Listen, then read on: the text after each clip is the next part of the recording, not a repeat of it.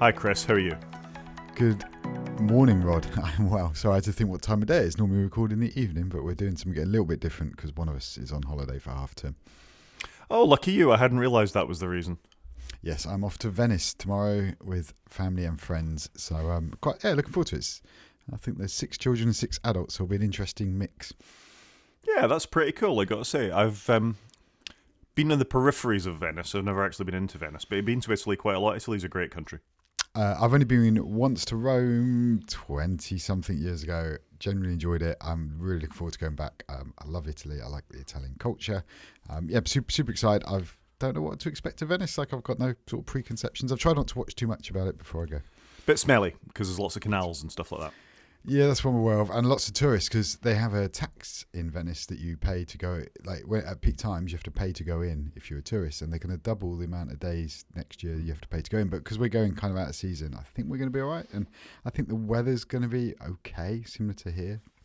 Oh, that's good. I don't know, you did say you go for 6 days? No, just 4. So Right. If you do get a little bit bored and you're looking for something cool to do, Italian trains are incredible. And it's really easy to jump on a train and get to Florence. And Florence is also a really pretty city. Cool. I'd love to see it all. Really looking forward to it. It's hard to see it all. We went from where we were in the north of Italy, not a million miles, in Tuscany anyway, to Rome in about 2.5 hours on this train that would do like almost 300 kilometers an hour. It was incredible. Wow, that's pretty quick. Yeah, they've got the trains sorted in Italy, I gotta say. That is good news. Should we get into it? So it's episode 144 and it's the 27th of October. It is, and I've been recording a little bit of our FaceTime session there, so there's a little bit of movie magic for anybody who watches the podcast. We had a bit of reorganization last week. I think it sounded and looked better. We're trying to capture my web browser that you look at, and we talk about that more directly, and we think we've got the sound a little bit better. It might have been a little bit quiet, but I think I've kind of got the hang on that, and we're going to give it another go this week, right? Yeah, definitely. It did sound a lot better last week, I think. I think we're getting there. For whatever reason, Zoom was against us, but we don't know why, because a lot of the rest of the world uses Zoom, but for some reason it was glitching for us. Yeah, everybody uses Zoom, don't they? But not us. So we are the Apple podcast that's trying to use FaceTime to do our thing. So there we go. Should we dive in? Let's do it. So follow-up first, actual follow-up rather than just our podcasting woes. Hey, we didn't talk about the weather. It's gorgeous here. How's it there? Yeah, absolutely beautiful autumnal day. Perfect, good. There we are. That's out of the way. So we had follow-up last week that BlueSky was getting lots of interest from people from X. They were sort of migrating there in more ways than they had towards Mastodon and some of the other threads and other social networks like that. But unsurprisingly, following a big influx of users, suddenly venture capital is interested in BlueSky. And BlueSky are now interested in introducing paid subscription. This is sort of following another 2 million users and all this kind of stuff. So I think this is not surprising, but also I think probably quite sad in the long run for BlueSky, because when the venture capitalists come in, you end up in a less great place than you were. It's odd, isn't it? Because whilst Twitter is being renamed X and is struggling, you're starting to see X in a lot more places. Like, Vans are updating their logos and what have you, and they've obviously got their Instagram logo there. Some have Facebook logos, but BlueSky's never made it to that commercial point, I think, where you're seeing companies do stuff with it. And I do wonder whether companies are going, I don't know where I should be posting things to as we get more and more of these. But I've never used BlueSky. Are you on BlueSky? Yeah, I'm on BlueSky. It was invite only for a little bit. I've never actually posted anything there. I've just, lurked as much as anything else. I've followed some of the same people I already follow on Mastodon. Yeah, interesting. Do you ever worry that we're getting too fragmented and there's? Do you know what I mean? I think we did talk about this last week, but I'm really missing that. I think. This fragmentation that you can't just go to one place and get the news you want now. I think that's Elon's fault. 100%. It used to be in one place. Let's face it, Twitter wasn't perfect before Elon got in there. And this sort of move towards federation, which is obviously what Mastodon does, where you have decentralization. So if one part goes down, the whole network doesn't go down with it effectively. And BlueSky has a little bit of that as well. I think the problem is there's a dichotomy between the power of a single platform for all, where as soon as you become a single platform, you start building your walls and you want to keep users because you don't want to bleed them to go elsewhere and the money's there. And we saw this with Twitter. We've seen this with Apple. We've seen this with Google. That I don't know if we want everybody in one place because it represses competition. Things become anti-competitive. I quite like the open nature of Mastodon. They've refused venture capitalist funding. We know that. It's not for everyone. I think people need to find where they need to be, and be that Threads or be that whatever. You can cross-post. There's that new tool, Croissant, that lets you cross-post between BlueSky and Mastodon and Threads, I think. And that's fine. Threads have shown a certain amount of interest in collaborating with, or working with the Fediverse as is. So I understand why you want that desire for everybody to be in one place to get it, but at the same time, I think it leads to too much power. And we see the effects of that from Facebook and Apple and others. And, that's a dichotomy. No, I agree. I like how Mastodon's built. I like that it's all open sourced. I just worry now there's just too many options, and it's too fragmented. But I don't disagree with you. One place had too much power. That is also not the right solution, is it? So I don't know if I'm happy where we are now. Whether it will whittle down over the next couple of years, like you say, all the money chasers coming onto BlueSky, that might actually drive people away and resolve that problem. Who knows? And then there's Threads as well, which seems to be bubbling along and doing some good stuff in the background. Yeah, and Threads I worry slightly about Threads in that they've committed to being a bit more open. Fine. But also it's Meta, and Meta aren't great with this kind of stuff. They've let us down in the past. We're not great with data. So are they just hedging their bets by being in there? But I guess we'll see. My work life, I've taken us off X/Twitter. We don't post there at all anymore, despite the fact that we're lots of researchers and things on there. And I've said you can use Threads, you can use Instagram, you can use TikTok or Snapchat or all these other social platforms, just not X. The rest of them haven't proven themselves to be actively supporting Nazism, racism, transgender problem, anti-LGBTQ plus sort of positions and all the rest of it, which X very much has. And I don't think that's the right place anyone should be. We're all humans at the end of the day. Let's just get on and do it. So fine. Agreed. I've put up there Yugen Rochko, who is the original creator of Mastodon, and their position that Mastodon is financed by crowdfunding instead of venture capital, not because we don't know that venture capital exists, not because we don't have bills to pay, and not because venture capital isn't willing to give money to new social media platforms. VCs don't want a sustainable business, they want a big exit. Every VC-backed business is on a timer to deliver or die, and I think that's a fairly honest and open response to this. Yeah, I think that's fair, and it's good he's speaking out about it. I do like Mastodon's stance, like I say. Yeah, VC. Oof. It's not good for it. Yeah, I'm happy Mastodon are avoiding the bucks and maintaining to their morals.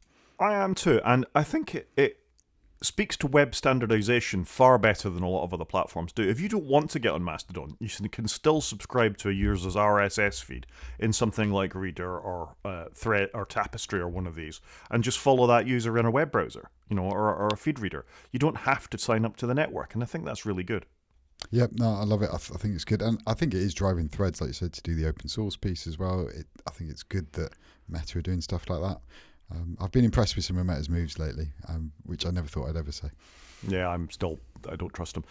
We're going to talk about iOS 18.2 Beta 1 in just a second, but it's probably worth mentioning that iOS 18.1 isn't out yet and isn't likely to come out until Monday or Tuesday this week. We've on the release candidate, and I went back to the final thing.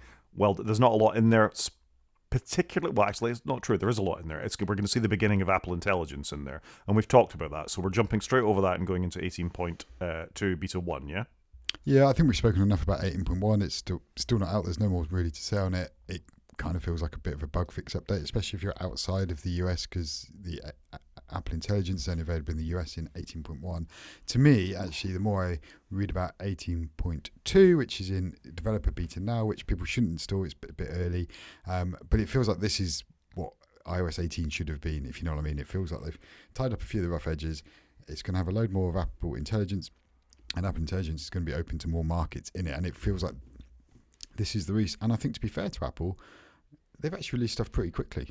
They've got 18.0 out, then they've done 0.1, and 0.2 looks like it's going to ship before Christmas to actually everybody. And I think fair play to them. They've shipped what I didn't think they would do. I thought there would be delays, but actually they seem to have done a lot. So I would take my hat off. And I don't think it's been too buggy. To be fair, the versions we've had, they've got a lot going on. I think they've delivered all right. Yeah, 18.1 the one before the release candidate fixed a lot of my battery issues in my iPhone 15 Pro Max. It was horrendous. I was barely able to get through a day, even with a bigger battery, and it's considerably better. I feel like I get 25% more battery now than I did before, so that's good. We'll all get 18.1, like I say, this week. As Chris has said, unless you live in the United States, you're not going to see a lot of impact for that. What you will see in 18.1 is the summaries thing, which we've talked about before, isn't very good. There's a little bit of stuff in photos about being able to cut people out of backgrounds and things like that. And you'll get the new funky Siri effect that when you say, hey dingus, you get the purple effect around your phone or around your CarPlay unit. You only get that if you change your Siri language to American. Okay, well, frankly, it's the best thing about 18.1 anyway, is a slightly new look on the dingus effect. Do you want to tell us about 18.2 then? So yeah, 18.2 is out. I've installed it. I was kind of waiting for the public beta because I do wonder whether the developer beta consumes more battery, whether it's got more login on it, but I don't have anything to back that up. But there's new Image Playgrounds app, which is interesting because it installs its new app on your home screen. I was like, I don't like the icon, but what's that horrible icon? I tap on the icon and you have to enroll to go onto a beta basically, and you have to wait until they enable you. All the app does is have a done button that closes the app. You can't ever imagine Apple of allowing this app if it was a third party. So I'm amazed they're doing it. So that's Image Playground, and you'll be able to generate images. Not being able to play with it, but you've got some screen grabs in the news. So then got Genmoji support. Now I'm not a big emoji person, but this looks kind of interesting. Maybe I'll become more of an emoji person if I can create my own emojis on the fly. Have you ever played with this? No, I haven't, because I haven't installed the beta. I'm refusing to go on the 18.2 beta. 18.1 and 18.0 burn me so badly with the battery. I value having a phone that lasts to the end of the day so much that I'm not installing this. Yeah, I can see I'm a little nervous. I'm going to be traveling. It's then got ChatGPT integration, so you'll be able to link it up, and there's settings underneath Siri that you can put in your credentials if you've got your own ChatGPT account, which I haven't, but curious to see how it's going to do the handoff and when it's going to go. Do you want to go to ChatGPT for this? It's got more writing tools. I haven't played much with the writing tools yet. Hang on, I'm going to jump in on you, Chris, and say, of course, the major thing about ChatGPT is how it's going to handle your user privacy, because you're taking prompts from the phone and presumably handing it over to ChatGPT. So there's part of this that needs. Apple have said that they're not handing over anything identifiable, but if you've got a ChatGPT account, you're handing over something identifiable because they already know quite a lot about you to have that. So, you know. Yeah, I'm also not sure where Gemini is. There was talk of Gemini 6 months ago, which is Google's equivalent, but that seems to just completely disappeared. So it's interesting where Apple are going with this, but yeah, and there's Anthropic as well, who also make one, who we're going to be talking about later in the news section. So, sorry to interrupt. Writing tools. I was just going to say, I'm just curious to see how often it's going to try and bounce to ChatGPT when Siri goes, I don't know, try this kind of thing. So it's going to be interesting to see how that works. So writing tools, they look like they've really improved these. I didn't use these much in 8.1. I thought I'd just let it bed down. But you could do proofreading and rewriting in here, and it looks quite good. The interface in the screen grab that you've got on there looks quite good. So I think there's going to be some stuff to play with here. It looks like they're doing a lot of what Microsoft Copilot do, baked into the OS, and it looks like they've done it in a nice native way. How useful it's going to be is a question. I'm looking forward to the proofread one because I'm quite dyslexic. I think that will really help me just to have somebody cast an eye, in essence, or I say something cast an eye over my written words. I think that's kind of cool. Then we've got visual intelligence coming up, where you should be able to push your camera control button on iPhone 16s and have it identify stuff. There's an example here of an iPod Nano, for example. Obviously, we can't play with that. Neither of us have got the iPhone 16. I don't think that is a feature big enough to warrant spending £1,000 on a phone. But again, it's going to be interesting to see what that's like in real life. How good is it going to be? How trustworthy? And again, I think, to be fair to Apple, they've shipped that feature way quicker than I'd anticipated. I thought that'd be something next year. Yeah, but it's not that big a deal. Genuinely, if you go now into one of your pictures on your iPhone in the Photos app and click on the little eye button, it will pop up a thing and say, this is a picture of a Labrador Retriever, or this is this kind of flower, or this is this kind of mushroom. And Google has had this baked into its Google Photos app for a very long time. So I don't think this is that much of a deal, frankly. This is just something that should come as standard in lots of photo apps. Yeah, true. And they've obviously been building some of it in plain sight, haven't they? They've been collecting that data over the last couple of years, I would imagine. So I think it's good, though. It looks an interesting feature. How useful is the practicality of it, and how long does it take, and does it actually give you any useful information. We've then got Image Wand, where you'll be able to do a sketch and swap it out for a computer generated sketch of whatever you've drawn. Curious to see what that's going to look like.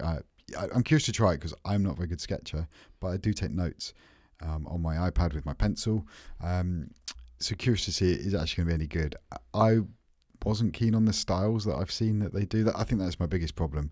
I'd like more of a sketch style, but I need to try that out. Yeah, this was a thing when they showed this in WWDC. They had a lovely sketch of some columns with a roof on it, and it replaced it with a rubbish-looking AI-generated image over the top of the sketch. So I have doubts about this, I got to say. They could scarcely have made that one any worse because they had a great sketch, and then they swapped it out with something that was not great. They've then got Apple Intelligence. We've already mentioned it's coming to the UK, but also South Africa, New Zealand, Canada, and Australia. So they're dealing obviously with all the English-speaking languages, which for us is great. And you've got to assume next year will be focused on other core languages. You've got to assume Spanish will be coming in, and Italian and French and what have you. Next up, we've got iOS Mail. This just basically categorizes your email at the top. What you're not seeing in the screen grab, if you scroll all the way to the right, you can have an all mailbox one. So you can still easily get back to all mailbox. So I've played with this a little bit. I don't get a huge amount of mail to my Apple Mail account. It's interesting. I'd rather have spent the effort not getting so much junk mail. So I think this is interesting and could be a good way for people just to filter through their email. But it's not. I wouldn't call this Apple Intelligence. It doesn't seem to be that smart. Yeah, the sort of initial feedback I'd had, and it's interesting what you say there, is that the categories it chooses to filter your inbox into aren't very clever. You're agreeing, so okay.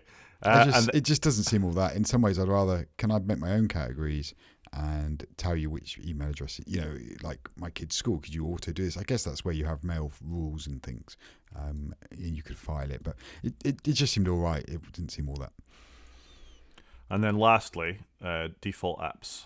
Yeah, I'm amazed by this. So if I went to look for this screen because it said, it's now in settings. Like, where is it? But you basically scroll all the way to the bottom where you got apps, and you go into the next screen, and right at the top, you can now pick default apps. This is for everybody worldwide, which I didn't see that coming. And it's about time, Apple, but I'm glad you've done it before you were forced to do it. So you can now pick your email client, your messages client, your phone client, what you're going to do for call filtering, your primary browser, primary passwords app, and any keyboards. I think fair play. I'm glad they've done this for everybody. I thought this was just going to be an EU thing, but I think they need to stop doing things for different markets and have one way of working, because we've had that, I think, that golden period where everything was the same. You basically got an iPhone and used it in any territory and it was roughly the same experience, and now we've gone miles away from that. It'd be nice to see them dial it back in.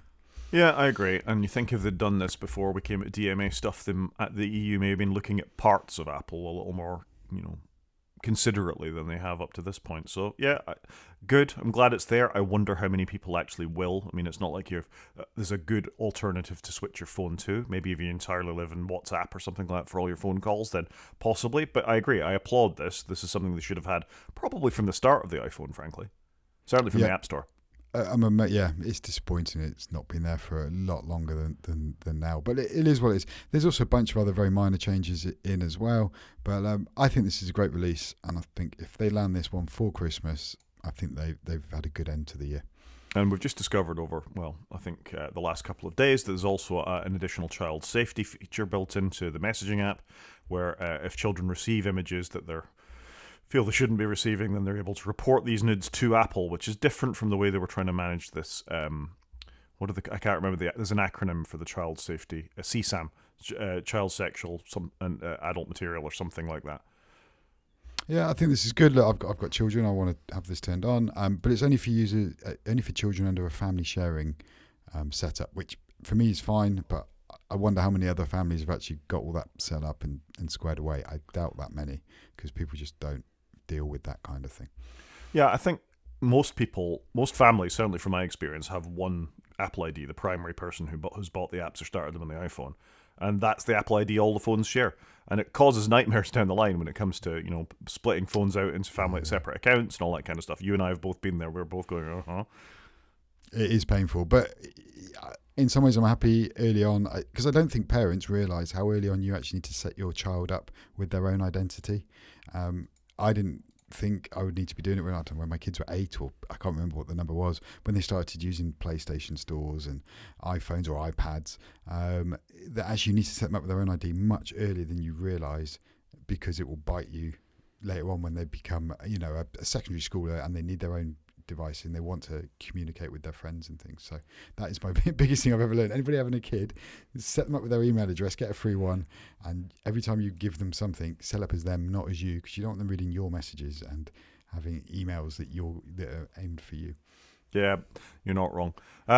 Following up last week, where we had a brief discussion, maybe it was 2 weeks ago now, about the Vision Pro potentially being on its last legs. Well, there's been a report in Mac Rumors this week about Apple possibly stopping production of the Vision Pro by the end of 2024. Now, I don't know what you think about this. I'm kind of in two minds about it. We only thought they were going to make a limited number of them to begin with anyway, 500,000 or 750,000 or something like that to begin with. Maybe they've made enough and they can stop. And for me, though, they're probably not selling that many either. No, I think they're not selling that many. I did go to an event in London on last Monday at the London Stock Exchange, and there were a bunch of people doing Vision Pro demos. Super interesting. I didn't expect to see that many. There's quite a bit of interest in it. I'm not surprised by this. Look, it was widely rumoured they weren't going to build that many. They're very expensive. I do wonder, though, is this a bit like the HomePod? I remember buying some HomePod version 1s towards the end of their life, and basically I had a pair that hadn't been firmware upgraded in donkey's years, so they were obviously like first off the production line. And I wonder if this can be like that. I wonder if though this will be a device that if you had bought it on day one, you'll actually see longer support for it, because it didn't have a great adoption. They haven't got a second model. It will actually be a really well supported device, because sometimes you get odd devices like that have exceptionally long support, if that makes sense. So I'm curious to see what that's going to look like. But not a big shock. Apple need to bring out something cheaper, don't they? They do, and in the report from 95Mac. Moreover, Apple has apparently suspended work on the second generation Vision Pro for at least a year to focus on developing a lower cost headset. Dedoy. I hope they're also properly engaging with developers to bring things like the YouTube app to Vision Pro. That is a major problem for a content consumption device, which the Vision Pro very much is. I know you can bring up a secondary Mac screen and all the rest of it within that, but only certain people are doing that. It's primarily a consumption device. You haven't got YouTube, you're cutting out a huge swathe of people. So you need to engage with developers. You need to get content on the device more than submerged in the odd sports video that they're doing at the moment, and get that on there. And there's things it doesn't need. It doesn't need the lenticular screen on the outside that puts your eyes on it. You could make this device much cheaper, more compelling. If it was cheaper, people might buy it. If people might buy it, they'll be looking for content. If developers have an audience to sell to, they'll write some apps for it. And Apple need to be friendlier to them. So there's a whole sort of perfect storm thing that needs to happen there. Yeah, I think what Apple have done is they've made a general platform, and they kind of did this with the Apple Watch. They made a really general Apple Watch platform where you could put loads of apps on it. People flocked to it. And then it took, say 2 years for them to realise, what is the Apple Watch good for? It is good for alerts and fitness and how, general health. And then they've really learned into it.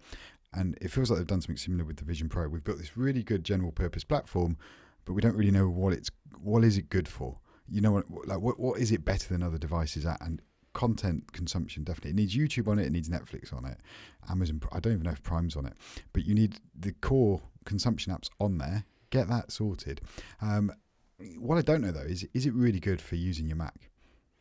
Because there's talk of it, but I haven't seen many stories of people going, do you know what? Actually, I'm a ex-coder, I'm a video editor, and I bought a Vision Pro because it's so much better doing it on my Vision Pro. Nobody's really said that. So I think it is content consumption that this device is key for, and message, and doing 3D meetings. I don't know what you call them. Where the personas come together. I agree. Let's see what happens with that. I don't think there's a huge audience of people who are benefiting from this as a development device, because they're using their pseudo displays, XDRs, or whatever else it is, their 8K screens to do it on. Again, I think it's an interesting device, and I wanted it to be better than it is. I'm sure it's you've tried it, I haven't, but it's content. Content is king for this kind of thing.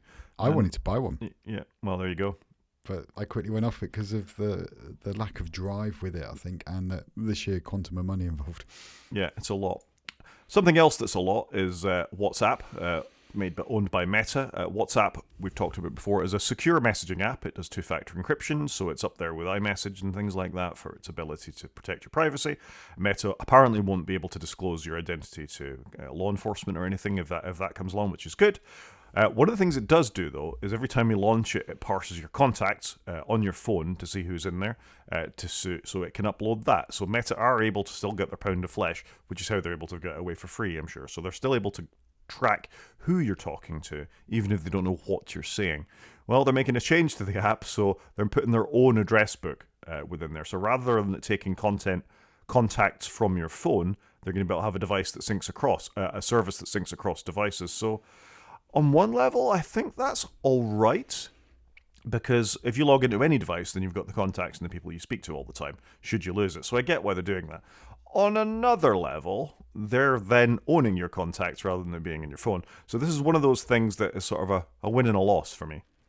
Yeah, I was amazed that WhatsApp don't do this already. I'm not a WhatsApp user, as you know, but I would have thought a messaging platform needed its own address book. I wonder, though, if this is in response to Apple changing the privacy of contacts, where you, at the moment, you're pre-iOS 18, you just go, yes, you got access to all my contacts, whereas now you can pick which contacts you have access to. So it feels like this is in response to that, but I am amazed they didn't have this already.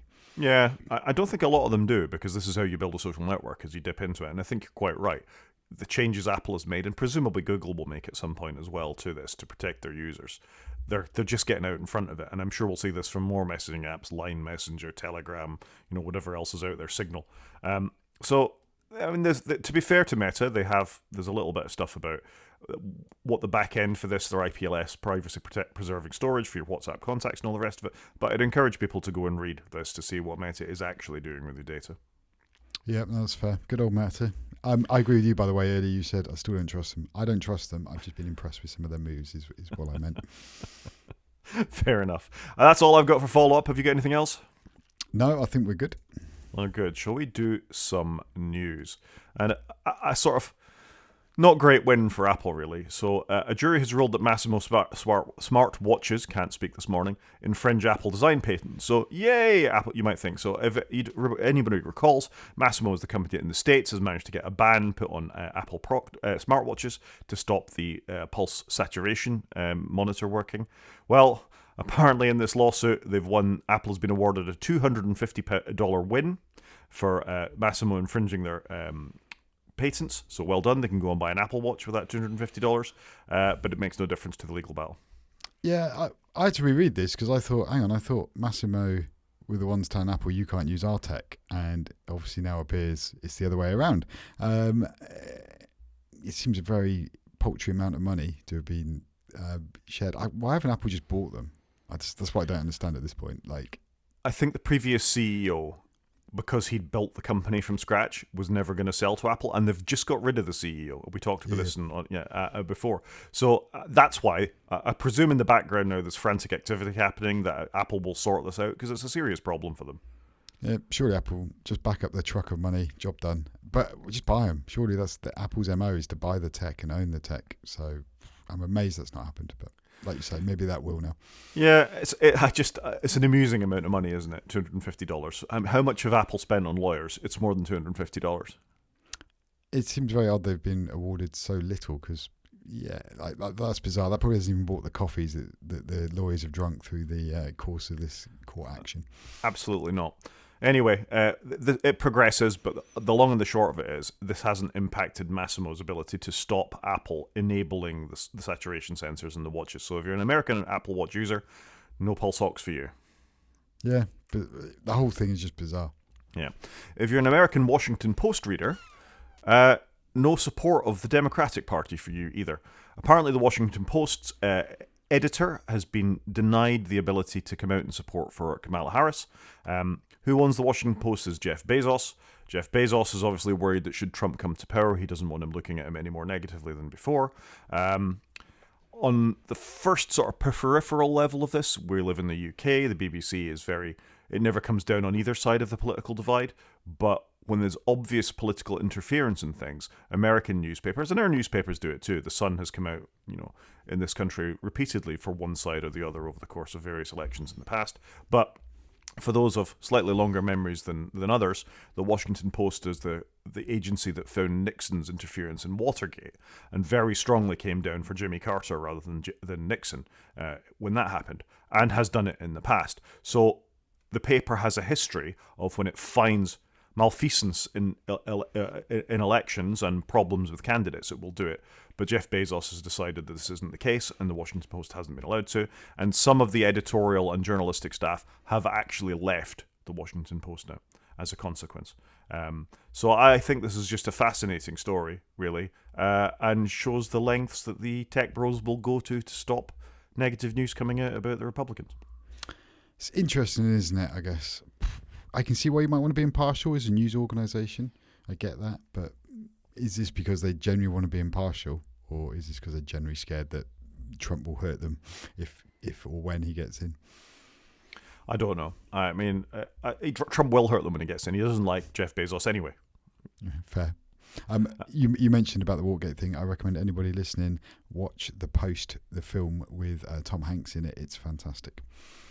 There's a few good films about that, the Watergate scandal as happened and what Richard Nixon was getting up to. But yeah, it's a fascinating story. It's a storied paper as well that has done some amazing journalistic stuff in its past, and I just think it's horrendous this is happening, and something similar has happened in Los Angeles as well, I think. Yep. I just need to follow up, actually, that it wasn't about Watergate, it was about the Vietnam War. That's my mistake. Oh, there you go. Different story. But again, all about the Washington Post, but just such a good film. Fantastic. I don't think I've seen that one, actually. Oh, it's so good. Tom Hanks, Meryl Streep, very famous director who directed E.T., Steven Spielberg. He directed Spielberg. It. So it's such a good film. I would recommend it to anybody. You go to E.T., I go to Jaws for Spielberg. I should have been Jaws, but my brain was struggling, all right? It's early in the morning. Fair enough. Something else I'm struggling with is how easy it is to locate people based on their smartphone. My segues are getting better, I gotta say. I'm getting out of control. So this is a story in Ars Technica about location tracking on phones being out of control. It comes from permissions given to 5 tech investigators, people who are good with tech security, like Brian Krebs, who were given access to this Babel network. And basically, you can draw a polygon around a policeman, an entertainer, a politician, or something like that, and just track them from that point on, for sort of with a 3-day lag between where the data is published. And this is smartphone vendors and advertisers publish and capture this kind of information based on what you're consuming on your phone. And they're just able to track you around. It's incredible. It's not the Apple or Google are doing this. It's the app that you use or the advertisers that have got those embeds for your location, which you and I have been saying for a while, as we talked about in the Meta story. You should probably be careful of how this stuff goes, but once you've got it, you can then just track them around. And Brian Krebs, who has another storied person who's done a lot of investigating on impact of technology and how people are tracked within that and security flaws and all the rest of it, was very hot in CrowdStrike, for example. As I say, was one of the people who has been given access to this. And it's well worth reading his blog, Krebs on Security, about the global surveillance, free-for-all, and mobile ad data. What did you think about this story? It's one of those things, isn't it? It's like any single app on their own isn't that dangerous, but when you start coalescing some data together, that's when you can really paint an interesting picture. I think it is worrying. The amount of apps that pop up, because Apple do have a thing, don't they, from time to time, where an app it goes, do you still want this app to know your location and things? And it's good they're raising it, but it is worrying how many apps and websites just ask for your location. Yeah, so Babel Street can offer this tracking capability by consuming location data and other identifying information that is collected by many websites and broadcast to dozens and sometimes hundreds of ad networks that may wish to bid on showing their ad to a particular user. And it just goes on. A private investigator was given access to this. The investigator contacted Babel Street about possibly buying home addresses in certain areas of New Jersey. After listening to a sales pitch for Babel Street and expressing interest, the investigator was told Babel Street only offers a service to government and or to contractors of the government. Now, that's a broad phrase. Yeah, how many people feign being a contractor of the government? Yeah, so I think this is deeply worrying, and we're going to talk about some deeply worrying stuff about access to UK data later on in the news. But this shows how commercial this has become and how easy it's going to become for people to be able to track you around. Yeah, it's not good, is it? It really isn't. Something else that's not good, or, well, depending on who you are, it might be good. We talked before about Anthropic. Anthropic is sort of the other big player in the LLM field, along with ChatGPT and Google Gemini, and of course Apple Intelligence running along in the distant fourth. Anthropic have released their latest version of Claude. Claude is their model that they've been iterating on, and at times has been in front of ChatGPT for its abilities. Well, now You can actually get it to script and control your computer, move your mouse, fill in text fields, do that kind of stuff on your computer as well. And as the registers say, now it can interact with computers. What can go wrong?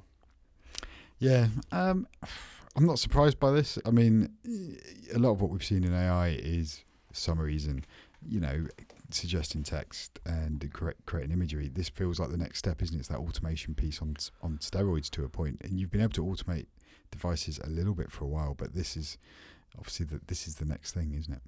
Yeah. I mean, there's some worrying stuff in this. Only a week ago, Django co-creator, open source developer and AI influencer Simon Wilson published a report on how well Google AI Studio does at screen scraping. He found AI Studio to ingest a screen capture video of his email inbox to extract numeric values within mail messages and return the results within a spreadsheet. So this allows multimodal models to read computer screens effectively, and that was the last generation of this tech.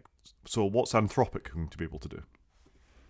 Yeah, and how do we govern it? How do people installing this understand the risks? Because most people just want to play with it at the moment. Everybody's playing, but equally, what are the benefits? I guess, and I'm trying to be impartial on AI at the moment, but yeah, it's a bit worrying, isn't it? And how's it? What happens when it gets automatically updated and it gets cleverer? And yeah, I don't know. I'm a bit mixed on it all at the moment, I think.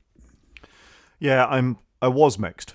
I think it's mostly negative, but the warning continues. This is from Anthropic. In some circumstances, Claude will follow commands it found in content, even if it conflicts with the user's instructions. So great, it's just going to go off and do what it wants then, is it? Awesome. So it's thinking for itself. Well, it's not thinking, is it? It's making a prediction based on the input that it's been given before. But if I've told it not to do a thing, it shouldn't bloom and do the thing.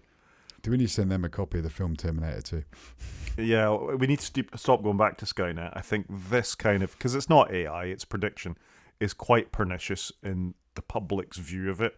That you do get, the press saying it's thinking and it's not thinking, it's responding badly to its previous corpus of information. Is what it's doing. It's failing to predict appropriately. But the problem is we think that it's thinking, or people think that it's thinking, and they're gonna say, oh well, it has the same morals, ethics, input, understandings that I do of the world. And not everybody does have very high ethics, understanding, input. And if you're a script kiddie that, could knock together a bash script to get off and do something easily, this is just extending your ability to be able to attack people's computers with even fewer morals. And I really don't like that. It's interesting, though, how they've said that it will follow commands found in content, even if it conflicts with what the user wants. Surely the user can override this, but I don't know. It seems interesting how they've worded that.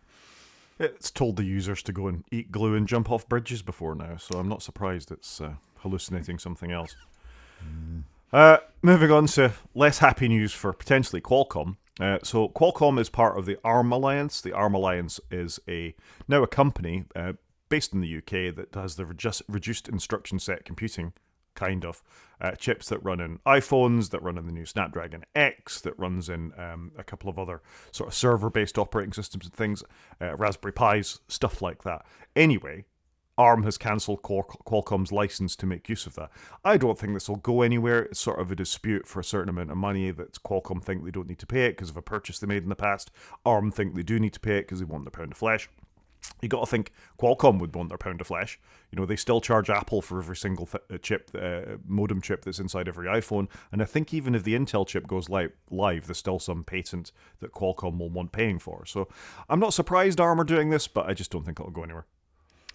Yeah, what got me on this, though, is ARM's giving Qualcomm 60 days notice, which feels like a very short time. Whoever's negotiated their contracts feels like they needed a longer termination window, because if this was to come into force, 60 days is nothing, is it, to actually come up with a plan? So I think you're right. I think this is a shot across the bows, and they will come to an agreement, I'm sure.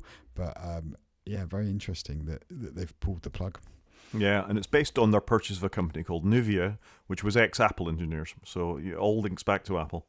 I had to reread that because I read it as NVIDIA, and I was like, I'm sure Qualcomm didn't buy NVIDIA. But in my brain, it just munged into one. But yeah, no, super interesting.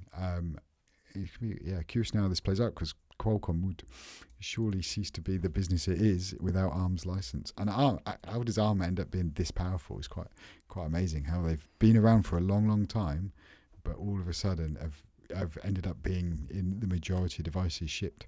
It's super interesting. It's a powerful company. Something else that has power is large-scale data. So what happened this week was some data was published from UK Biobank. So UK Biobank is a primarily aliquot. There's a word I don't get to say very often outside of my day job.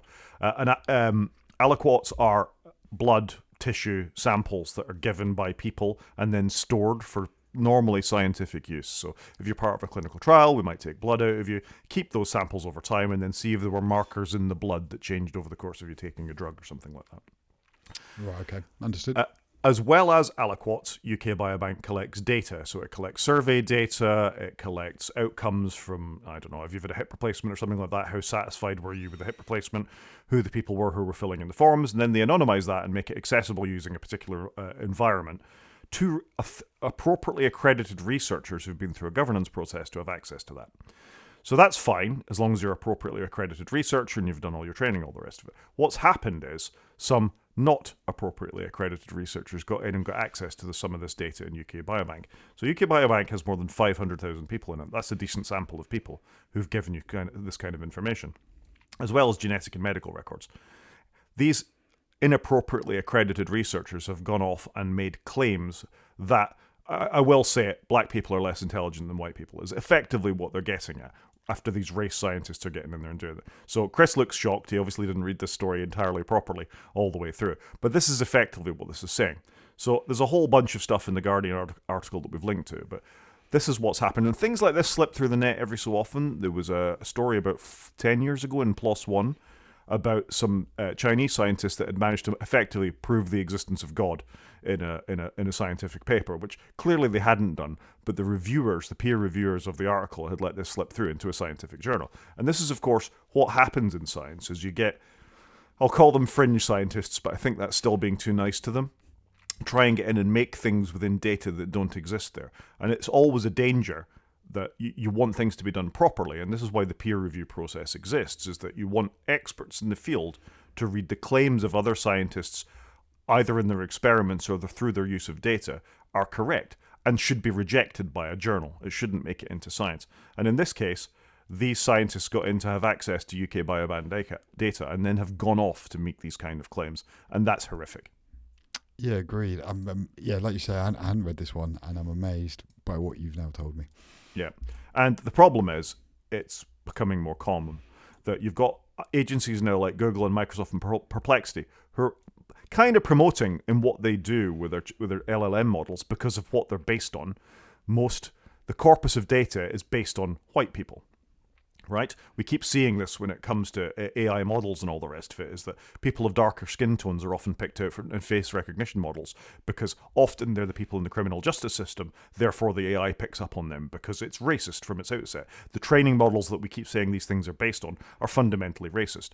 So that chatbot that Microsoft released 5 years ago and everybody laughed because it got turned into a Nazi in about a day, that's why these things keep happening, is because of the corpus of information that they're based on. So you need to be super, super careful when it comes to access, provision, peer review of all this kind of data. And the fear is, with a lot of LLMs and things like this, is that the data that they're being built on is biased towards people. And it's not just a fear, it's a reality based on the story we've just seen as well, what comes into it and what's there. So this kind of stuff really alarms me when I see reporting on it, that we need to be... it's not just society is becoming woke.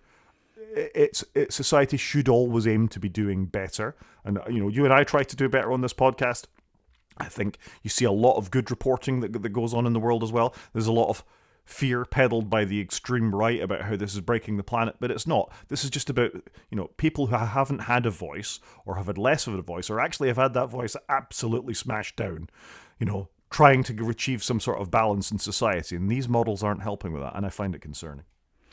I'm with you on this. You want the models to be better in a way than humans and be more impartial, but like you say, it's getting baked in from the outset with the way it's being trained. It's not good, is it? That it should be better than where we are today. So anyway, I know we've got a little platform here on the podcast. I just think it's important to highlight stuff like this occasionally. I completely agree with you. I'm there. Good. Something that's not so good, and actually almost made me shed a tear, is many years ago at the beginning of the iPhone days, there was a little app called Foursquare, Foursquare was a check-in app. I think it was the first check-in app where you could check in with your friends and say, I'm at this place, if you want to come and meet me, or you could use it as a record of places you'd been. Anyway, the Foursquare app is about to be sunset. I was still using Foursquare up to about 6 months ago. I remember you using it and checking into places because I was like, I don't understand why I want to do this, but maybe that's just me because I'm not a very social person. But I remember you using this, like you say, at the early dawn of the App Store, I guess it would have been. Yeah. And I loved it. When I went back to America a couple of years ago, I could go back to see my trips in the early 2000s and see where I'd been, what restaurants I thought were cool and all that kind of stuff. In a way, mostly managed by me, but not entirely. But it was also incredibly useful to see where was actually popular in a city, where was good. Not the sort of time-out guide of things, but where locals went to find out that's a good restaurant, that's a good pub, this is a good place to go and see. Foursquare was always far more accurate for me than TripAdvisor or something like that. I think it's a cool idea. I've always wanted an app that shows me what streets I've walked down. Like when I go to London, I try and walk down different streets that I haven't been down. And then it's like, well, have I walked down here before when I'm, going from A to B and things? And you kind of want to paint the streets to show where you've been. And like, I'd like to do that in local towns and villages so I can, like I say, see where I've been. But again, back to our previous comment of tracking information, that's probably something that app developers don't want to do because you'd be carrying a huge amount of locational data. You absolutely do. Google kind of do this for you. If you let them, they'll keep track of your trips and what streets you've walked down and where you've been and where you stopped and all the rest of it, all the time in the background. But as we discussed a minute ago, that leads to problems. With people being like, and I'd have no battery. Well, there is that too. So yeah, I pour one out for Foursquare, frankly. Yeah, I'm not surprised though in a way because I've not seen it overly used more recent, like in the last X number of years. I think it has dwindled, I think. Yeah, I think I'm probably the only person I knew that's still using it, frankly. Sad times. Sad times. Should we do some media? Let's do media. So first up, we've got Disney Plus and Hulu won't let you sign in through Apple anymore. Yeah, I think it's interesting, isn't it? Because it felt like Disney and Apple seemed to have a bit of a special relationship, but maybe not. Well, there's a couple of things here that I thought it was worth pointing out. This is kind of a direction of travel now, isn't it? That Netflix never let you sign in with the app, and it's 50, no, they did. They did have a period when they did, because they had some agreement with it. I think they had a pilot, I guess, with Apple or something, and then it went away. And then Apple wouldn't even let them point to the fact that you could subscribe on the web was part of this as well. Yeah, the whole thing was ridiculous, and remains ridiculous, really. But this, as you've pointed out, Disney and Apple are sort of close friends. They let stuff like this go on, don't they? That if anybody was going to get a sweetheart deal, it would be Disney, and Hulu is part of Disney. Certainly in the UK it is. Sort of that programming appears for us in the Disney Plus app. I understand it's separate in America. But yeah, Disney not letting you do this now either. That's not good for Apple. And back to our Vision Pro discussion. If people are developers that are very supportive of the Vision Pro, as Disney have been, because this what if thing was specifically designed for Vision Pro, if they're beginning to step back from all this could be the writing on the wall for Apple and their integrations and their future platforms of how people treat them. They need to get the rules right, as the EU have been legislating for them to do for quite a while now. I completely agree. Like I said, I was surprised to read this one because it felt like they were always best buddies, but yeah, it's a sign of the times. Apple have got a huge amount to do on relations with companies. They really do. Moving on, and just for odd throwback reasons, I thought this was a fascinating story. Alien Romulus, which is, I think, just come to streaming platforms, but it's the new film in the Alien franchise, is getting a VHS release for some reason. Right. You've gone silent. Well, I don't even know what to say. Like, A, how many people are going to buy a VHS video? And B, how many people would buy it and then actually be able to play it? I still have a VCR in my loft, but I haven't even tried to plug it in a very long time.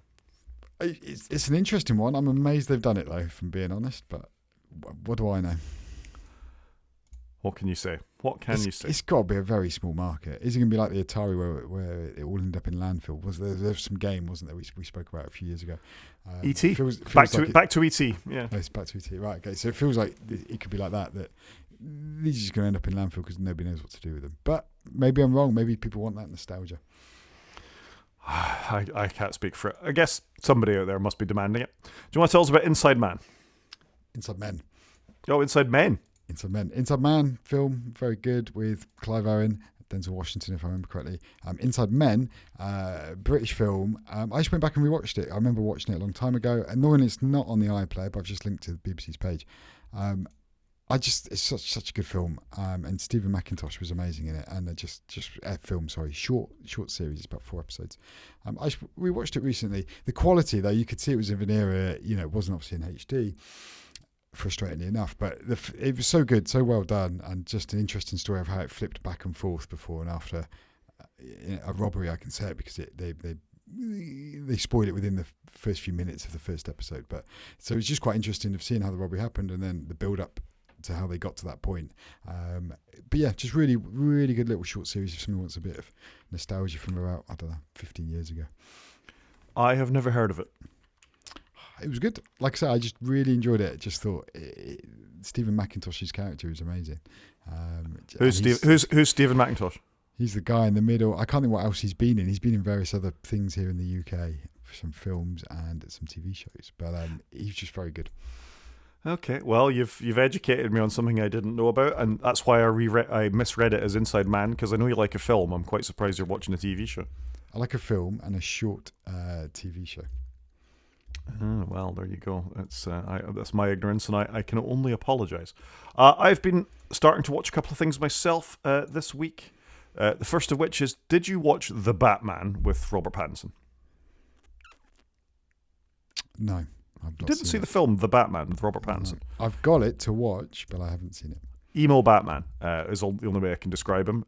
The soundtrack's sort of very Nirvana, very grungy. It's actually a really good film. It sort of focuses more on Batman as the detective than the superhero. He's out there solving crimes and things to a more, to a certain extent. It's a good film. It's well worth a watch. Anyway, there has been a spin-off called The Penguin. One of the bad guys in the Batman movie is the Penguin, played by Colin Farrell. If you're looking at our website, you wouldn't believe that was Colin Farrell in the sort of screenshot, because it looks absolutely nothing like him. The makeup on him is just incredible. And apparently other cast members would be really surprised they'd walk past him on set not realizing it was Colin Farrell until he spoke to them in an Irish accent. But it's an odd spin-off in the same way that The Peacemaker was an odd spin-off of the Suicide Squad movie. It's more like what I think The Sopranos is than anything superhero related. It's just about a crime guy building his empire. It's not specifically around Cape Crusader in the background with things going on. It's really well done. It's got an amazing score as well. You got 94% Rotten Tomatoes there and 91 by viewers. It's interesting. I do wonder why they pick somebody like Colin Farrell when they're going to dress them up so much and they're hiding them. Could they could have literally gone and got anybody, could they not? He's a terrific actor, though. He's a terrific actor, and he pulls it off. And genuinely, I think, A, what have you been doing? Come watch the Batman movie. And B, you'll be impressed by Colin Farrell in that. Yeah, well worth the watch, I say. I actually bought the Batman movie when it was quite cheap, I think, and I'd just seen, who's the guy? Robert Pattinson. He was in Tenet, I think, and then I saw that and I was like, oh, I must go get the Batman and see what he's like in that, but sadly, I've not seen it. It does look good, so you're recommending this. This is a thumbs up from Rod. This is very much a thumbs up from Rod. I'm really, really impressed with it, I got to say. Yep, and the other thing that the person that's in it is Christine Milotti. If you watched How I Met Your Mother back in the day, she was the mother that pitched up at the end. She was in one episode of Raven's Quest Mythic Banquet as well on Apple TV. She's a terrific actress. Don't look up. And it's really great to be able to see her stretch her chops of how good an actress she is. She's sort of typecast as sort of the girl next door, or the one you want to end up with to a certain extent within movies, and she plays a good foil to Colin Farrell's character in this as sort of the crime lord on the other side of the family. Okay, right. I need to get on with this then, the Batman and the Penguin. You do. One that I don't know if it's up your street, and there's no score on Rotten Tomatoes, probably because it's a BBC show and they're less good at doing this kind of stuff, is Alma's Not Normal. So if you watched, I think it was the last season of Taskmaster, there was a comedian in there with ginger hair, called Sophie Willman. She's written her own sitcom called Alma's Not Normal. If you watched Fleabag back in the day, this is kind of a more modern take on Fleabag. It doesn't have the straight-to-camera breaking the fourth wall thing that Fleabag has, but it's just genuinely very funny. It's available on iPlayer, and I'd recommend anybody go and check out Alma's Not Normal. Now this has just come across me in the news because I think it's receiving rave reviews here in the UK. So this is another one I need to go and watch by the sounds of it. The first season came out in 2020, so the second season's just dropped now. It's well worth a watch. I've been really impressed with it. It's genuinely funny, very northern UK comedy, really. But yeah, very impressive. Yeah, I must confess, I didn't know about Sophie until she was in Taskmaster. I hadn't seen her in anything up until that point. I thought she was quite good in that, to be fair. She was very good in that, and I don't know if it's semi-autobiographical. I'm not giving anything away. She had to take on some sex work when she was an up-and-coming comedian because there was no way to make a living, and that's within this as well. So, I mean, fair play to her. She's got on and she's done it, and she's able to create something that's as well reviewed as this has been. And I agree with you. The reason I came across it is because I saw a number of media articles about how funny it was. So I thought I'd take a chance on it, and it happens at the end of the first episode. So I'm not giving anything away particularly, but yeah, really well, acutely observed comedy. Okay, I'll put it on the list. Perfect. Shall we do some games? Yeah, I must confess, I've not played any games. I apologise. So it's all on me, and it won't take very long. So Friday, Call of Duty Black Ops 6 dropped.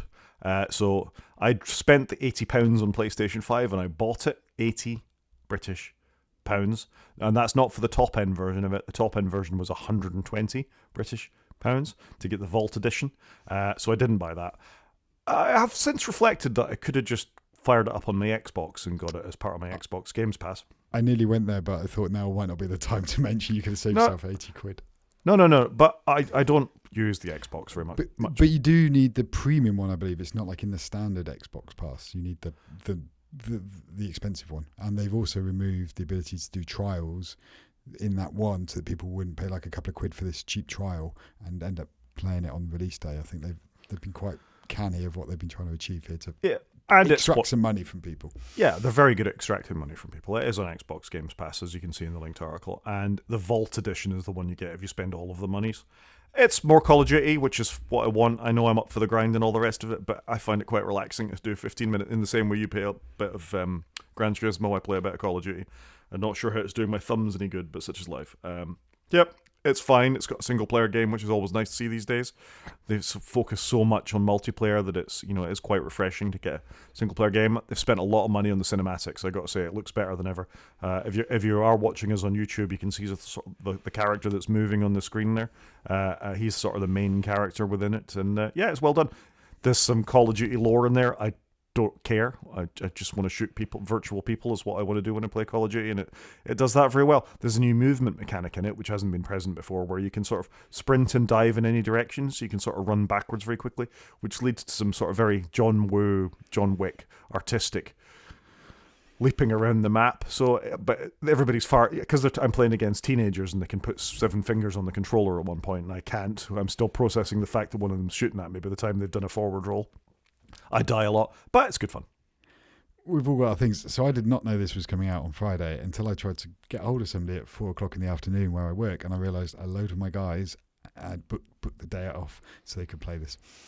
Yeah, that sounds against right. each other. So they all work together. They put the day off, and then they're running around shooting each other with this.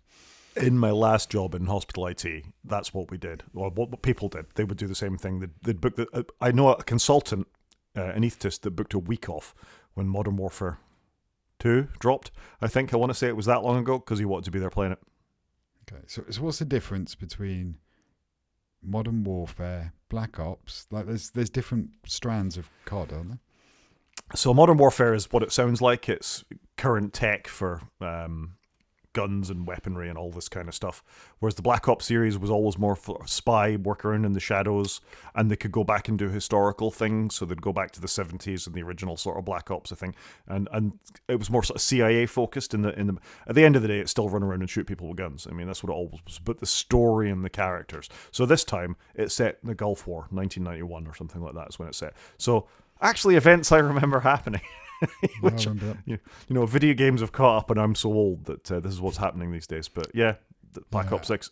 Our childhood is now long ago history.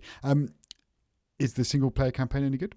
Yeah, it's good. It's not bad at all. I mean, it's training wheels for the multiplayer, but I've quite enjoyed the few levels I've played so far.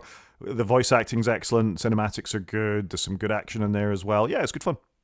I do normally like a little COD single player, and I normally, if I pick one up, I'll wait for it to be half price or something, and I just buy it for the single player.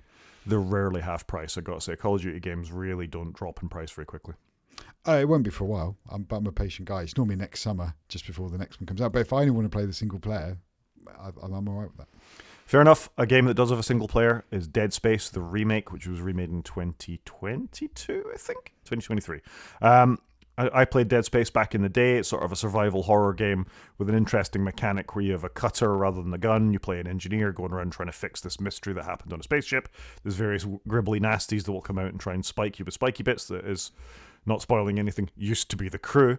Yeah, it's quite good fun. A bit more sort of puzzle-based than a lot of first-person shooters. Good story. It's free on PlayStation Network. It was your game of the month this month if you haven't already checked it out. So if you want a single-player game suitable for Halloween, here's one for you.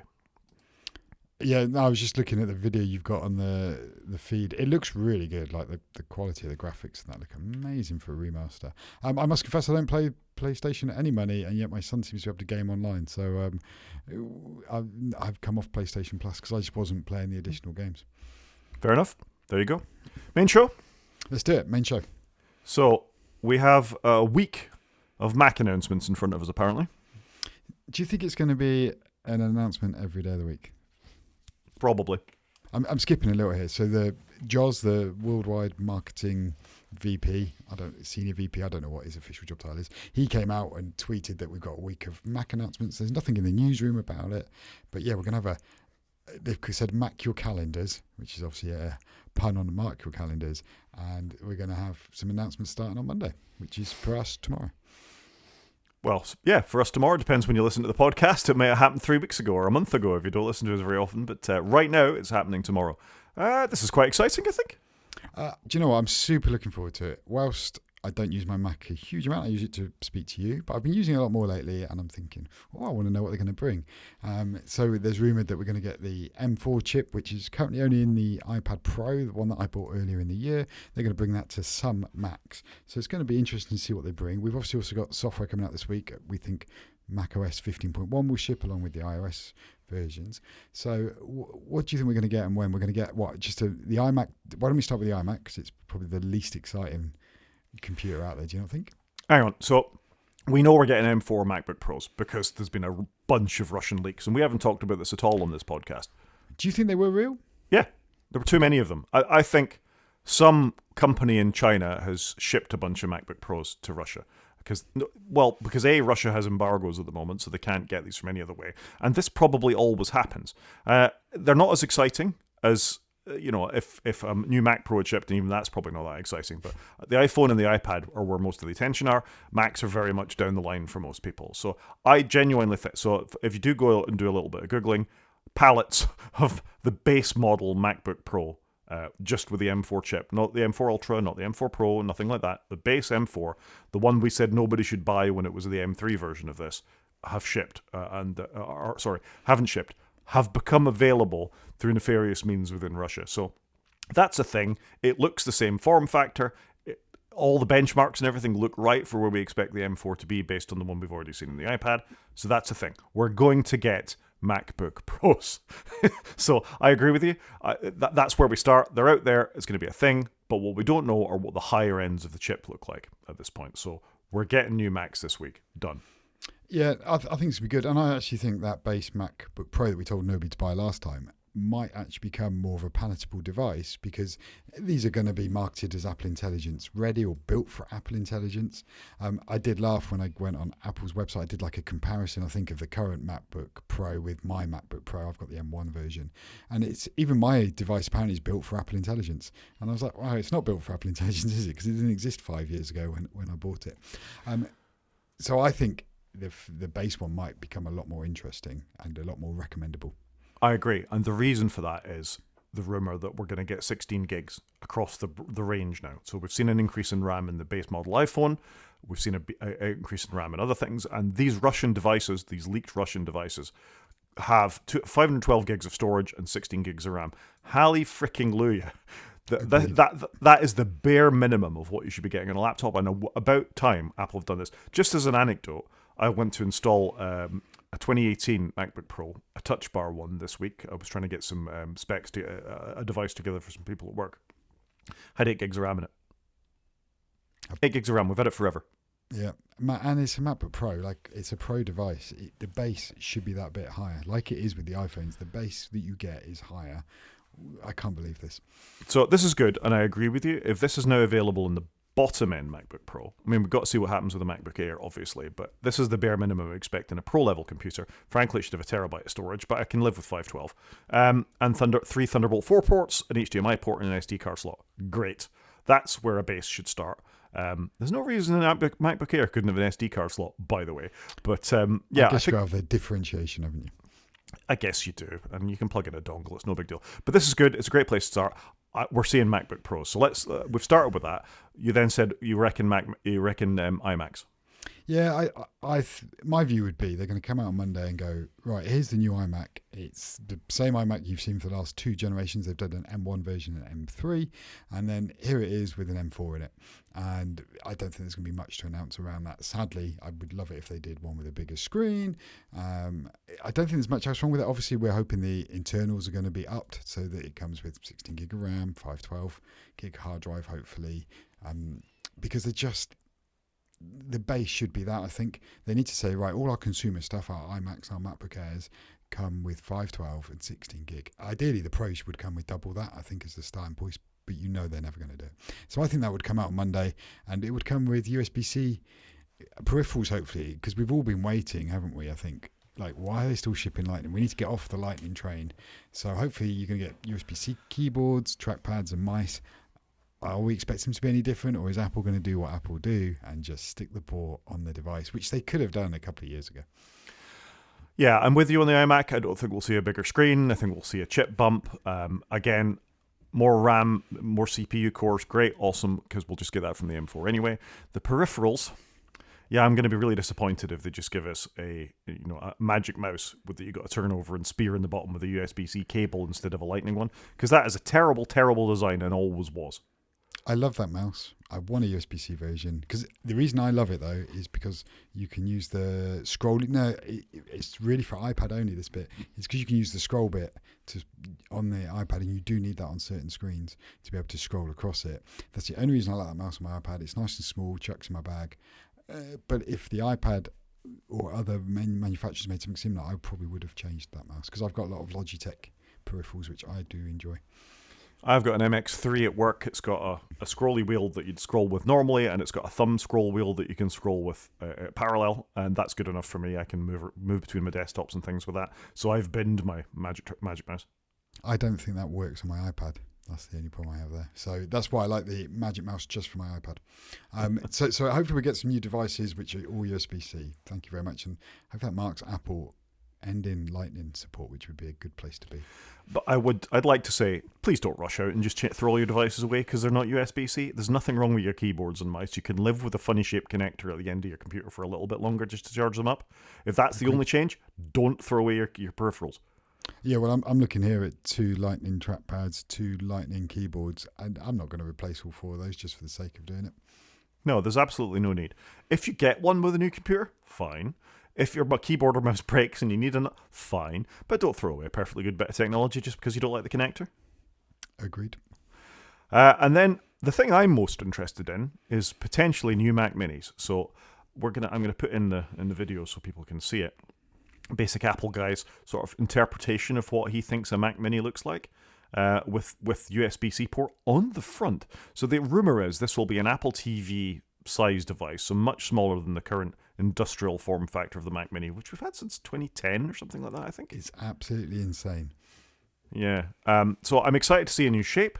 There's going to be allegedly no USB-A ports on it, just USB-C, but more of them, 4 or 5, including 1 or 2 on the front, and then just a taller, effectively, and possibly silver, I guess we'll see, version of the Mac Mini, and that's really interesting. I agree. I think this will be good. The current Mac Mini, like you say, it's had the same chassis for ages, but I've got one here and I'm talking to you on it now. It's got the M1 in it. There's nothing inside it. It's like a big fan and nothing else, because the guts now are so small that this makes sense. This will be a true Mac Mini. So I'm looking forward to it. It's going to be interesting to see how it looks like. And I would imagine it's going to be similar to now, where you can really spec it up, because you can go from right now the non-Pro chip all the way up to the Pro chip with lots of RAM, big big terabytes of storage in it. So I think it's going to be an interesting week. I'm super looking forward to it. So I'm very interested in this because, as we've talked about, I have been in the market for sort of more desktop-based Mac. I was going to buy a Mac Studio till I realized I was going to wait for the M4, thinking it was going to be post WWDC, and then nothing. And now they're saying it's going to be mid 2025. Sort of, at which point you wait for WWDC. And in the Mac Studio and the Mac Pro will be the Ultra forms of these chips. So the differentiation between these will be the base Mac Mini will be presumably 16 gigs, 512 hard disk, and then not a lot else. I would have thought they'll release the Pro chip because that's the middle chip, right? They'll release the Pro chip in this as well for quite a premium and might give you an Ethernet port as well. There's a rumor these may be Wi-Fi only, like the iMac is, the base model iMac. The Ethernet jack is in the power cord, not in the device itself. I mean, it's bold taking off an Ethernet jack from a desktop computer, but I can see some people only use Wi-Fi, really, in a desktop computer. I guess you could always get it. If it doesn't have one at all, you get an adapter if it doesn't do it through the power brick. Yeah, and that might be fine. You can go 2.5 gig networking, which I think should be the bare minimum as I gradually move towards this world. Agreed. I completely agree with you there. So I'm interested, and I think the current iMac starts at something like 650 quid, with something we should have confirmed before. I'll let you go away and do a bit of googling while I'm. You meant Mac Mini when you said those words. I meant Mac Mini when I said those words because it doesn't have a screen. As Steve Jobs famously pointed out, you can bring your own keyboard, mouse, and display to the Mac Mini, and that will happen again. That's fine. I got lots of peripherals I can plug into it. It'll take dongles and USB-C. It's got Thunderbolt ports, which is good, so you can get fast storage in and out of it. So I think this might be a good shout for me, but I want to see how much the Pro models are. So the base M2 Mac Mini is 650. Or 649 here in the UK, and the Pro one is £1,399. So basically double to get the Pro one. So the base one though comes with 8 gig RAM, 256 storage. The Pro one obviously has the Pro chip, but has 16 gig RAM and 512 gig of storage. So yeah, it's gonna be interesting to see where they land these. Yeah, and I think if you go into these, you can actually configure them with 10 gig Ethernet as well, if I'm right. So if you actually wanted a decent spec to get you, to being a sort of server-based machine like the Mac Studio is, with enough storage and everything. And yeah, there you go. 10 gigabit Ethernet is another 100 quid. Look at the price of that sausage. Yeah, they get expensive quickly. And that's when the Studio comes out, it might be like, actually, I might as well buy a Studio because it will be similar-ish money. And that's genuinely, I was thinking this. So for listeners and not viewers, it comes out as 2,399 quid, spec up a Mac Mini currently to what you'd want it to be. Whereas the base Mac Studio starts at 2,099 and has a lot of those features within it, like 10 gig Ethernet and all the bits and pieces you'd want. So it actually works out more reasonable to buy a Mac Studio rather than spec up a Mac Mini, which is crazy. Yep, and it comes with the Max chip, so it's the next chip on. And then if you really wanted the Ultra chip, that's then 4,200 in the Studio. It does feel to me though like the M4 series of chips is going to be the first time all the Macs are going to have the same series of chips in it.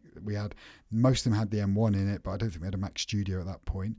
And then we had the M2 Mac Studio, but not everything had the M2 in it, like the iMac didn't. Then we've had some things get the M3, not a lot, largely just the laptops, I think. And then it does feel like the M4 is going to be a reset, so all the Macs have the same equipment in it, which will be interesting. It will. There we go. Any more thoughts about what's coming this week, or is that it? We're just going to wait and see. I wonder if it's just those three things. I wonder if they've got any surprises for us. Like I say, I wonder if they're going to stretch it out all week, but I don't know. I'm super curious. Cool. There we go. App of the week. Do it. So my app of the week this week is a website. It's called New British Canon. I've become a little addicted to this, it must be said. It's not a website. It's a creator within YouTube, if I'm going to get really specific about it. If you've got any interest in music at all, particularly British music, invest a little bit of time, even those of you without YouTube Premium, in one of these videos, and I bet you learn something about your favourite bands that you didn't up till now. Yeah, that sounds fair. I'm just looking at some of the bands as you're scrolling through. There's loads of bands in here I like the look of. It's incredible. So I've got so deep in this. I watched a thing about Nickelback. Definitely not one of my favorite bands, and a band we very much look down on in the UK is sort of being post grunge, and it made me like Nickelback. I got to say that where they came from and what's going on, and the sort of killer takeaway from this was Nickelback's "This Is Why You Remind Me" was the last rock song that charted in the United States at number 1 or the United Kingdom. Unless you count Coldplay's Livin' La Vida Loca, what is it? Coldplay's La Vida song as rock, which I'm not sure I do. I'd class them as pop, but that's what the charts have turned into since. Yeah, it's an interesting stat, but that goes back a lot further than I'd anticipated. Exactly. I used to quite like a little bit of Nickelback every now and again. It was good background office music when I used to work in a communal office. Anyway, have a look at New British Canon. Find a band that you liked a little bit. There's a bit about Oasis and Blur and the Britpop fights and all that kind of stuff. It goes back a long way. You'll find a band that you like in this and give it a shot. It's very well produced. It's very thoughtful. I watched another one last night on Block Party that blew me away. I'd forgotten what a great band Block Party were. Give it a go. New British Canon. All right, done. I've got lots of viewing to do by the sounds of it. Well, yeah, maybe a little. I tend to give you homework. You don't always do it. No, I'm not the best at doing homework, I guess. Maybe that goes back to my school days. So why don't I do Thing of the Week? So my Thing of the Week this week is an app, actually, and it's on the Mac, so a bit different for me. I've been doing a bit of coding on my iPad, on my MacBook, and I've been using the iPhone mirroring app because I'm doing some work on Music Kit. You can't run it in the Xcode simulator, which is how you usually test apps. So you have to compile it and run it on your phone. So you can sit there compiling it, and I've plugged in my phone with a cable to do this, but you could do it wirelessly, but it'll be slower. And then I can test the app whilst using my Mac. I haven't got to go over to my phone, have a play with it, see how it looks. I can just do it all on there. It's so well done, the iPhone mirroring app. I'm actually quite impressed with it, to be fair. I think they've done a really good job, and I'm amazed it's not existed sooner than this. I've used it a bit. I find it quite frustrating whether it's going to connect or not. I find the interaction model a bit odd that you've got to click on the bottom of it to stop apps running and all the rest of it. It's useful. I wouldn't say it was essential. I just mean for development. I think for doing this bit of development where you have to test it on device, and I'm just testing how the screen looks or how the buttons work, because I'm not a great programmer. I haven't done lots of it for a long time. So for me, it's just been super helpful. I don't need to, like I say, get my hands on the device and test it. It's super useful for that use case, and I think they've done a pretty neat job of it. Fair enough. I think we can call that a show, Chris. I think so. So if anybody wants to get in contact with us, Rod is at g5maniac@mastodon.scot. I am at _CJP at mastodon.social. You can watch on YouTube by going to the website and clicking on the YouTube link, or you can drop us an email at wakefromsleep@protonmail.com. Talk to you next week, Chris. Cheers, Rod.